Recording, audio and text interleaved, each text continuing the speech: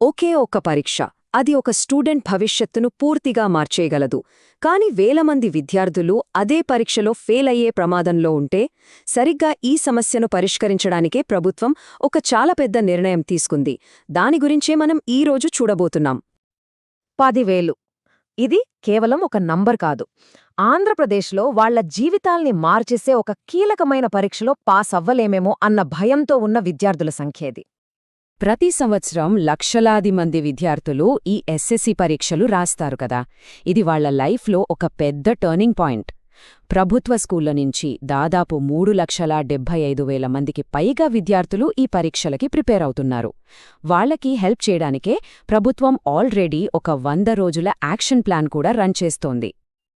కానీ ఇక్కడే అసలు సమస్య మొదలైంది. ఇంత పెద్ద ప్లాన్ ఉన్నప్పటికీ 10,000 మంది విద్యార్థులు సరిగ్గా క్లాసులకు రావట్లేదని, వాళ్లకందాల్సిన సపోర్ట్ అందట్లేదని డేటాలో స్పష్టంగా తేలింది. సో ఈ సమస్యకు పరిష్కారంగా ప్రభుత్వం ఒక కొత్త ప్రోగ్రాంని తీసుకొచ్చింది.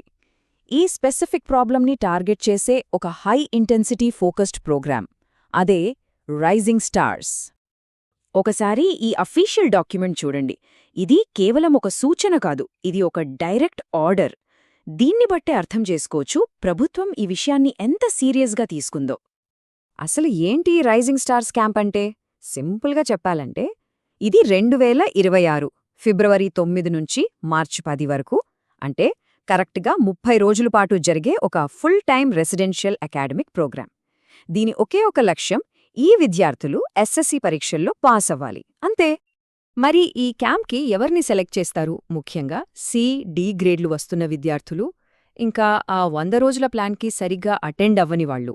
అంటే పాస్ మార్కులకి అటూ ఇటూగా ఉండి కొంచెం పుష్ ఇస్తే ఈజీగా పాస్ అయిపోతారు అనుకునే స్టూడెంట్స్ అన్నమాట.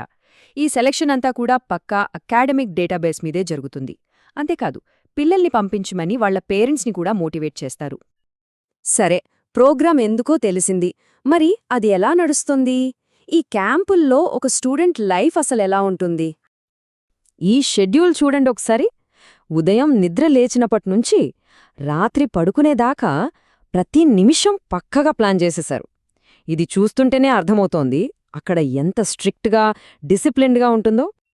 ఆ షెడ్యూల్ని సింపుల్గా చూస్తే రోజూ ఉదయం 5:30కి యోగాతో మొదలవుతుంది.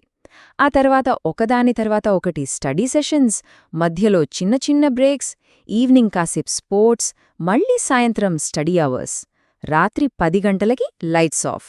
చెప్పాలంటే ఇది ఒక ఇంటెన్స్ ట్రైనింగ్ సెషన్ లాంటిది. కానీ ఈ క్యాంప్ అంటే కేవలం చదువు మాత్రమే కాదు, స్టూడెంట్స్ మెంటల్ హెల్త్ కూడా చాలా ఇంపార్టెంట్ కదా. అందుకే యోగా, మెడిటేషన్, స్పోర్ట్స్, ఇంకా రెగ్యులర్ కౌన్సిలింగ్ సెషన్స్ కూడా ఈ ప్లాన్లో భాగమే. వాళ్ల ఆరోగ్యం, వాళ్ల శ్రేయస్సుకు కూడా అంతే ప్రాధాన్యత ఇస్తున్నారు.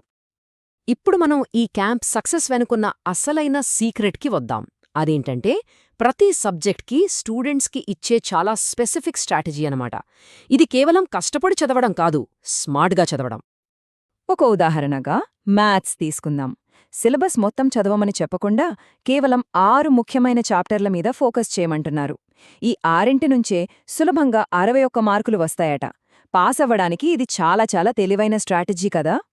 ఇక్కడ ఇంకో ఇంట్రెస్టింగ్ విషయం ఏంటంటే ఏం చదవాలో మాత్రమే కాదు, ఎలా చదవాలో కూడా క్లియర్గా చెప్తున్నారు. ఫస్ట్ లాంగ్ ఆన్సర్ క్వశ్చన్స్ రాయటం, ప్రతి చాప్టర్కి ఒకే మెథడ్ ఫాలో అవ్వటం, ఇలాంటివి. అన్నింటికన్నా ముఖ్యంగా ఫార్ములా కరెక్ట్గా రాస్తే చాలు, దానికి కూడా మార్కులు పడతాయి. ఇక ఇంగ్లీష్ విషయానికి వస్తే వీళ్ల స్ట్రాటజీ చాలా ప్రాక్టికల్గా కాన్ఫిడెన్స్ పెంచేలా ఉంటుంది. క్వశ్చన్లోని కీవర్డ్ పట్టుకొని దాన్ని ప్యాసేజ్లో వెతకడం లాంటి టెక్నిక్స్ నేర్పిస్తారు. వాళ్లు చెప్పే కీ పాయింట్ ఏంటంటే 80% జవాబులు క్వశ్చన్ పేపర్లోనే ఉంటాయని స్టూడెంట్స్కి గుర్తు చేయడం. బయాలజీకి వస్తే అంతా ప్రాక్టీస్ మీదే ఆధారపడి ఉంటుంది. రోజూ ఒక ఎక్స్పెరిమెంట్, ఒక ఇంపార్టెంట్ డయాగ్రామ్, కొన్ని ముఖ్యమైన ప్రశ్నలు ప్రాక్టీస్ చేస్తే చాలు, మంచి మార్కులు చాలా ఈజీగా వస్తాయి. ఇప్పుడు ఒక్క క్షణమాగి కొంచెం పెద్ద చిత్రాన్ని చూద్దాం.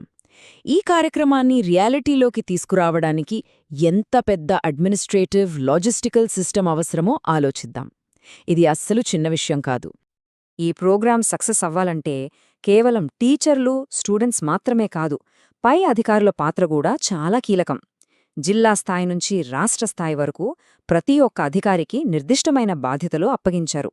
ఇది ప్రభుత్వం ఈ ప్రోగ్రాంపై ఎంత కమిట్మెంట్తో ఉందో చూపిస్తుంది. ఇక ఈ డిజిటల్ సిగ్నేచర్ అన్నీ అధికారికంగా జరగాలని నిర్ధారిస్తుంది. ఈ ఆర్డర్కి ఉన్న పవర్ని, ఇంపార్టెన్స్ని ఇది చూపిస్తుంది. ఈ గైడ్లైన్స్ని ఫాలో అవ్వకపోతే చాలా సీరియస్గా తీసుకుంటాము అని ఈ డాక్యుమెంట్లో చాలా క్లియర్గా ఉంది. చివరిగా ఈ మొత్తం ప్రయత్నం, ఈ ప్లానింగ్, ఈ రీసోర్సెస్ అన్నీ ఒకే ఒక లక్ష్యం కోసం. ఈ కొటేషన్ అదే చెప్తోంది. స్టూడెంట్స్ లెర్నింగ్ లెవెల్స్ ఇంప్రూవ్ చెయ్యాలి. వాళ్ళు రాబోయే ఎస్ఎస్సీ పరీక్షల్లో ఖచ్చితంగా పాస్ అయ్యేలా చూడాలి. ఇది మనల్ని ఒక చాలా ముఖ్యమైన ప్రశ్న దగ్గరికి తీసుకొస్తుంది. కేవలం 30 రోజుల ఇంటెన్స్ ఫోకస్ నిజంగా ఒక స్టూడెంట్ ఎడ్యుకేషన్ జర్నీని, వాళ్ల భవిష్యత్తును మార్చగలదా? ఈ రైజింగ్ స్టార్స్ కార్యక్రమం ఆ ప్రశ్నకు అవును అని సమాధానం చెప్పడానికి ప్రభుత్వం చేస్తున్న ఒక ధైర్యమైన ప్రయత్నం.